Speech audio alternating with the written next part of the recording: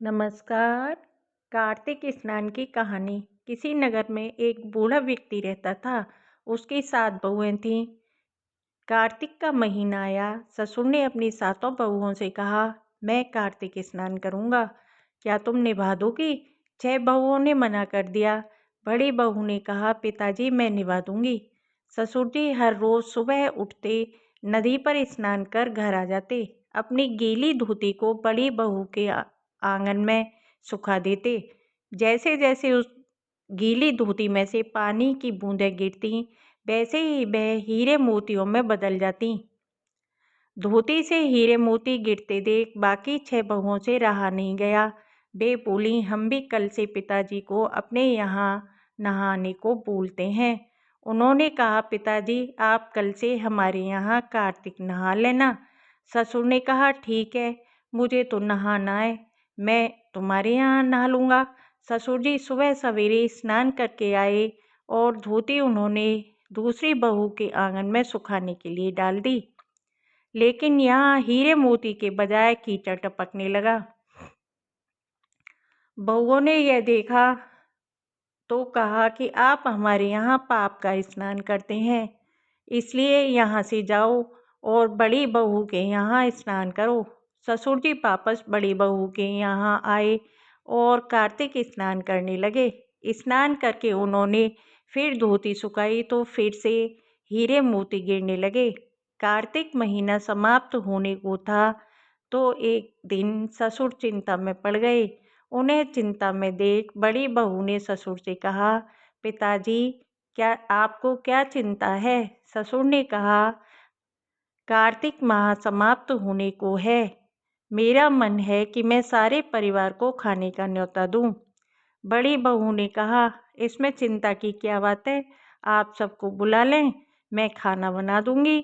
सभी को ससुर सभी को निमंत्रण देने गए तो बाकी बहुओं ने कहा, जब तक ये घर में रहेगी हम खाना खाने नहीं आएंगे। ससुर फिर से चिंता में पड़ गए कि ऐसे कैसे होगा और सूखने लगे। उन्हें उन्हें सूखते देख बड़ी बहू ने कहा, पिताजी अब आपको क्या चिंता है? ससुर ने बाकी 6 बहुओं वाली बात बड़ी बहू को बता दी, जिसे सुनकर वो बोली, ठीक है, मैं खाना बना कर रख जाऊंगी। और उसने वैसा ही किया। खाना बना कर रख दिया। अपनी 4 रोटी लेकर खेत पर चली गई। इधर 6 बहुओं ने खाना खा लिया और बचे हुए खाने में कंकड़ पत्थर डाल गईं कि बड़ी बहू आएगी तो परेशान होगी। इधर खेत पर बैठी बड़ी बहू कह रही थी, राम जी की चिड़िया, राम जी के खेत, खाओ री चिड़िया भर भर पेट। मेरे ससुर ने घर में जगह दी है और मैंने खेत में चिड़ियों को।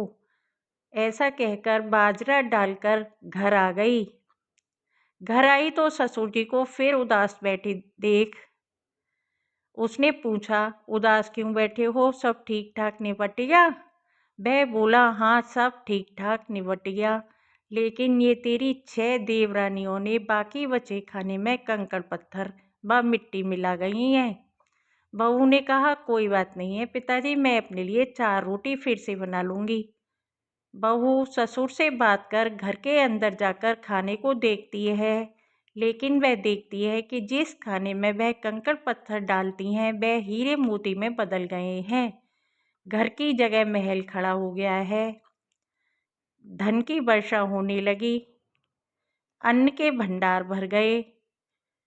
वो ससुर के पास बड़ी बहू ससुर को बुलाकर कहती है, पिताजी आपने तो कहा था कि वह मेरे लिए कुछ भी नहीं बचा है, लेकिन यहाँ तो हीरे मोतियों के भंडार हो गए हैं।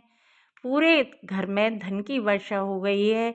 साधारण सा घर महल में बदल गया है।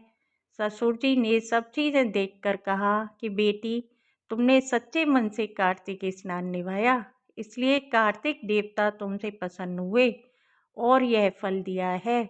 बाकी 6 बहुओं ने पापी मन से निभाया, पापी मन से किया, इसलिए उनके यहाँ कुछ भी नहीं रहा। हे कार्तिक देवता, जैसे आपने बड़े बहू की सुनी वैसे सभी की सुनना।